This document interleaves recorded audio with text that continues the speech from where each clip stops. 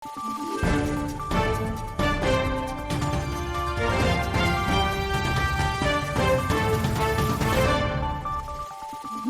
araw, Pilipinas! Ito ang Valiente News hatid sa inyo ng Office of the Vice President.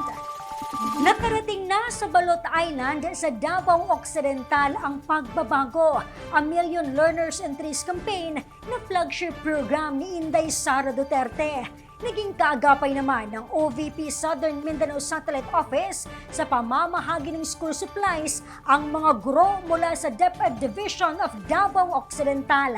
Si Maribeth Adlawan sa report.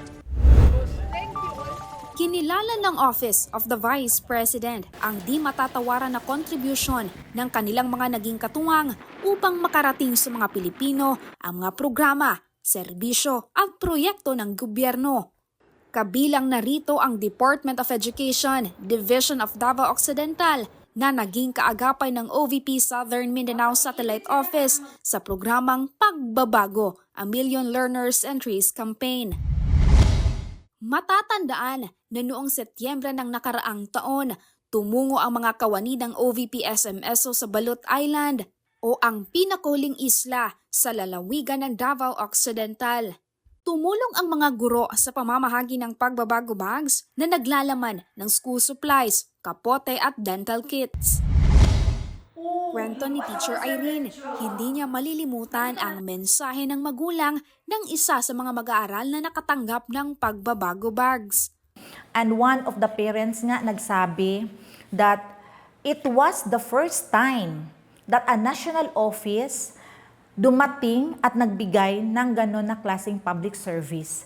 So we are delighted, the team were delighted, naging happy kami sa comment or sa parang reply, respond nung yung sinabi na share ng yung parent na yun that isang national office na nagbigay ng mga pagbabago bags doon.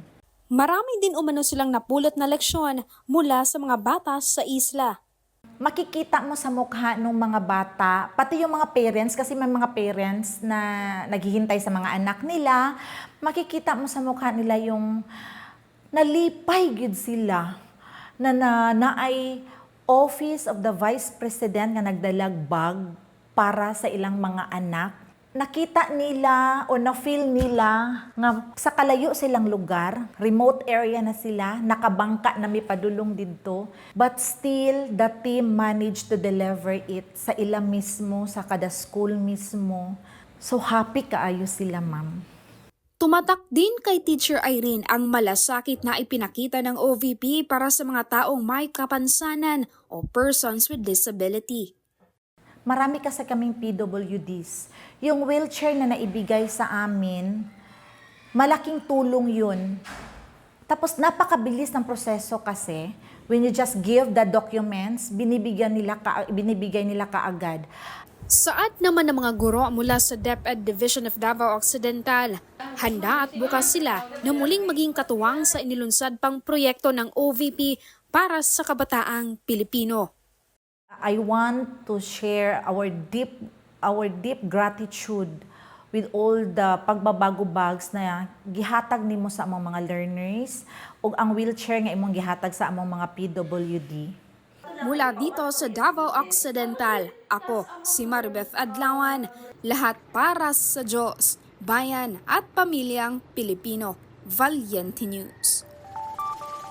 Marami pang mga balita ang dapat abangan dito lamang sa Valiente News. Ako si Claudette Loreto para sa makabuluhan, naninindigan at matapang na mga ulat at impormasyon. Maraming salamat.